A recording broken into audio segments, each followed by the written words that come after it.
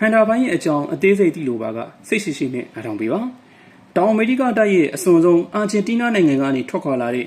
MV Hondias ဆိုတဲ့ဇင်ခံအပျော်စီးပင်လယ်ကူးသင်္ဘောကြီးတစ်စီးရှိတယ်အဲ့ဒီသင်္ဘောကြီးမှာနိုင်ငံပေါင်းစုံကနေငွေကြေးတက်နိုင်တဲ့ခရီးသည်တွေဟာဒေါ်လာတွေထောင်ထောင်ချီအကုန်ခံပြီးအေဂျင့်နဲ့အန်တာတိကရေခဲပြင်တွေစီကိုအပန်းဖြေဖို့သွားကြတာပေါ့ဒါပေမဲ့ကံမကောင်းအကြောင်းမလားကျင်တော့သူတို့သင်္ဘောပေါ်မတက်ခင်ကုန်းတွင်ပိုင်းတောတောင်နေတဲ့လေဘက်ရင်းကနေမျက်စိနဲ့မမြင်ရတဲ့တင်မင်းတမန်ယောဂဇိုးကြီးကိုတင်မောပေါ်တည်ဆောင်လာမိခဲ့ကြတယ်။အဲ့ဒါကတော့အခုလောလောဆယ်ကမ္ဘာ့ကျန်းမာရေးအဖွဲ့ WHO ကိုယ်တိုင်အရေးပေါ်စောင့်ကြည့်နေရတဲ့ဟန်တာပိုင်းရဲ့ပါပဲ။ပတ်စံနေတိုင်းရှိပေးပြီးအပန်းဖြေရင်ယောဂကူးစက်ခံရပြီဆိုပြီးတွေးကြည့်ုံနဲ့တင်ကြောချမ်းစရာကောင်းလာပါတယ်။တင်မောပေါ်မှာယောဂလက္ခဏာတွေစုပြုံပြလာပြီးအခုဆိုရင်လူနာ9ဦးတွေ့ထားတဲ့အတဲက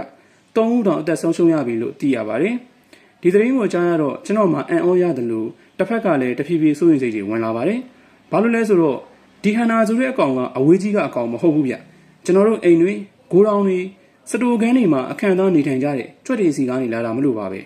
ဟန်နာပိုင်းရဲ့ဆိုတာဘာကောင်လဲစဉ်းစားကြည့်ဗျ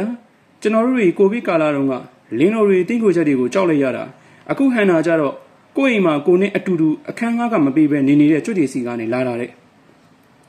န်နာပိုင်းရဲ့ဆိုတာအသက်သက်ပေါ်လာတဲ့ယောဂါတော့မဟုတ်ဘူးဗျကြွက်တွေရဲ့စီမစင်တဲ့တွေကနေတဆင့်လူကိုကူးဆက်တဲ့ပြင်းထန်အဆုတ်ယောဂကိုဖြစ်စေတဲ့အပိုင်းရဲ့တစ်မျိုးပါဒါပေမဲ့အခုတင်မောပေါ်မှာပြဿနာရှာသွားတဲ့အကောင်ကတာမန်ဟန်တာမျိုးနွယ်တော့မဟုတ်ဘူးဗျ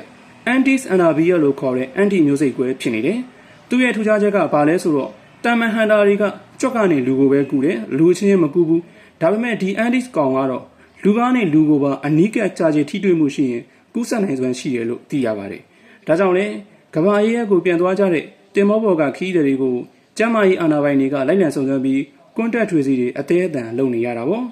ကုသပုံနီလန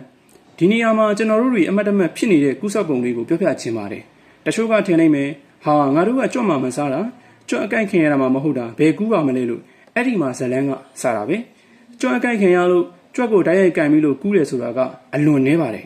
်တကယ်လက်တွေမှာကုသပုံကဒီလိုဗျမြန်မာစံပြောရရင်တော့ကျွန်တော်တို့အိမ်တွေမှာနှမျောလို့ဆိုပြီးမပြည့်ရပဲစုပုံတိန်ထားတဲ့ပစ္စည်းအဟောင်းတွေဖာတွေပုံးနေနဲ့ပြည့်နေတဲ့စတူကန်လေးတွေရှိတယ်မဟုတ်လားအဲ့ဒီမှာမီကီမောက်ရဲ့ဆွေမျိုးတွေကအိမ်ယာဆောက်ပြီးစိန်ကြနေတာလीတနေ့ကျတော့ကိုကစိတ်ကူးပေါက်ပြီးကဲဒီနေ့တော့စတူကန်ရှင်းမပဲဆိုပြီးတပြက်စီတစ်ချောင်းကန်ဖော်ဆုဆက်လေးဆိုတော့ပြီးဝင်သွားတယ်ဆိုပါတော့အဲ့ဒီအခန်းထဲမှာကြွတွေကသူတို့ရဲ့စီးတွေချေးတွေစွန့်ပစ်ထားတာကြာပြီဆိုတော့6တွေ့နေပြီကိုကအဲ့ဒီကြောက်ချေးတွေကိုတပြက်စီနဲ့ဖုံထောင်းခက်ချမ်းချမ်းလဲချလိုက်တဲ့အခါဒါမှမဟုတ်ဖုံဆုဆက်နဲ့ဆုပ်လိုက်တဲ့အခါကြွချေးထဲမှာခူအောင်နေတဲ့ဘိုင်းရလေးတွေကအမုံအမွားလေးတွေအဖြစ်အလေထဲကိုပြန်တက်လာပါတယ်အဲ့ဒီလေထဲဝဲနေတဲ့ဘိုင်းရဲတွေကိုကိုကရှူကန်နဲ့ဝင်လေအဖြစ်ရှူသွင်းလိုက်ပြီဆိုတာနဲ့ဟန်နာဘိုင်းဟာတင့်အဆုတ်ထဲကိုအပိုင်စီးကိုရောက်ရှိသွားပါပြီကိုတန်ရှင်းလုံးနေလို့ထင်ရင်းကနေယောဂပိုးကိုနှာခေါင်းနဲ့အတင်းဆွဲတွင်းမဲ့တယ်လို့ဖြစ်သွားတာပါယောဂလက္ခဏာများဘိုင်းရဲခန္ဓာကိုယ်ရဲ့ချက်ချင်းဝင်သွားပြီဆိုရင်လက္ခဏာမပြသေးပါဘူးတစ်ဘက်ကနေရှစ်ဘက်အထိအေးအေးဆေးဆေးပုံနေတတ်ပါတယ်ပြီးမှစပြတဲ့အစောပိုင်းလက္ခဏာတွေကလည်းရိုးရိုးတုပ်ကွေးနဲ့တိတ်မကွာဘူးဗျဖျားမယ်ချမ်းတော်မယ်ကိုလက်တွေကြိုက်ခဲ့မယ်အထူးသဖြင့်ပေါင်ခါးနဲ့ပကုံးကြွသားတွေအတော်လေးနာကျင်ကြိုက်ခဲ့တတ်တယ်ခေါင်းမှုမယ်ပြုတ်အမယ်ဝမ်းလျှောမယ်လူနာကတော့အော်ရာသီဥတုအကူအပြောင်းတုပ်ကွေးမိတာနေမှာပါဆိုပြီးတော့ပါရာစီတမောလေးတော့အနားယူနေလိုက်မှာပဲလဲချောင်းနာတာနာဆေးပိတ်တာမျိုးကတိတ်မဖြစ်တတ်ဘူးလို့လည်းဆိုပါတယ်ဒါပေမဲ့ပြဿနာက2ရက်3ရက်လောက်နေလို့ယောဂါကပြင်းထန်အဆင့်ကူးသွားပြီဆိုရင်တော့ဘာနဲ့မှမတူအောင်ဆိုရတတ်ပါတယ်ရုပ်ရည်အသက်ရှူရအရန်ခက်ခဲလာမယ်မောလာမယ်အဆုတ်ထဲကိုရေတွေဝင်လာမယ်ကိုယ်အဆုတ်ထဲကအရင်နဲ့ကိုရေပြန်နစ်တယ်လို့ခံစားရပြီးတွေးပေါင်တွေထိုးကြရှော့ရတဲ့အခြေအနေမျိုးတွေအထိအချိန်တိုအတွင်းဆိုးရွားသွားတတ်ပါတယ်ဒီစိမ်းရောက်ရင်အလွန်အန္တရာယ်များသွားပါပြီအသက်ဆုံးရှုံးနိုင်ရင်လည်းတအားကိုမြင့်သွားပါတယ်ကုသဆေးနဲ့ကာဝယ်ဆေ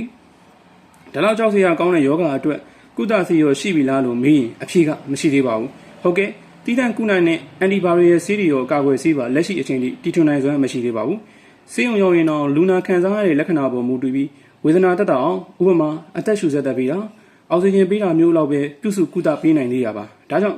ဒီယောဂဟာမဖြစ်အောင်ကြိုတင်ကာကွယ်ခြင်းကလွဲလို့တခြားနည်းလမ်းမရှိတဲ့ယောဂမျိုးဖြစ်ပါတယ်ဘယ်လိုဂရုတစိုက်ကာကွယ်ကြမလဲကျွန်တော်အထူးမှာကြားချင်တာကလက်ရှိမှာကိုဗစ်လိုကမ္ဘာအနှံ့အလေထဲကနေအလွယ်တကူပြန့်ပွားနေတဲ့ကပ်ရောဂါကြီးအတွင်မဟုတ်သေးတာမို့အလွန်မင်းထိတ်လန့်စရာတော့မလိုပါဘူးကမ္ဘာကြီးမှာကျွန်တော်တို့မသိသေးတဲ့မျက်စိနဲ့မမြင်ရတဲ့အန္တရာယ်တွေကနေရာအနှံ့မှာရှိနေတတ်ပါတယ်ပင်လယ်ကူးသမောကြီးပေါ်ကဇိမ်ကန်ခရီးတွေတောင်ကြွက်ကလေးတွေရဲ့လက်ဆောင်ကိုရှောင်လွဲလို့မရခဲ့ဘူးဆိုရင်ကျွန်တော်တို့လူသားမှန်ပြည်သူတွေအနေနဲ့ကိုယ့်ပတ်ဝန်းကျင်တန်ရှင်းရေးကိုဩ အော်ဖြစ်လေဖြစ်တာရှိတာပဲဆိုပြီးပေါ့ဆဆမနေတင်တော့ပါဘူးကြွက်ချီလေးတလုံးကနေအသက်အန္တရာယ်အထိဒုက္ခပေးနိုင်တဲ့ဟန်တာပိုင်းရဲ့သဘောတော်ကိုသိရှိနားလည်ပြီးကြွက်နဲ့ကြွက်အညစ်ကြီးတွေကိုဂရုတစိုက်ရှောင်ကျင်ကြပါလို့တတိပေးနှိုးဆော်လိုက်ရပါတယ်ခင်ဗျာအခုပြောပြတဲ့အကြောင်းအရာလေးကိုမတိတိတဲ့မိတ်ဆွေတငယ်ချင်းတွေစီကိုအမြန်ဆုံးမျှဝေပေးလိုက်ပါအောင်နော်အားလုံးပဲကုသယောဂဘေးရင်းနေအပေါင်းမှာကင်းဝေးကြပါစေခင်ဗျာကျွန်တော်ကတော့ဖေးသားပါ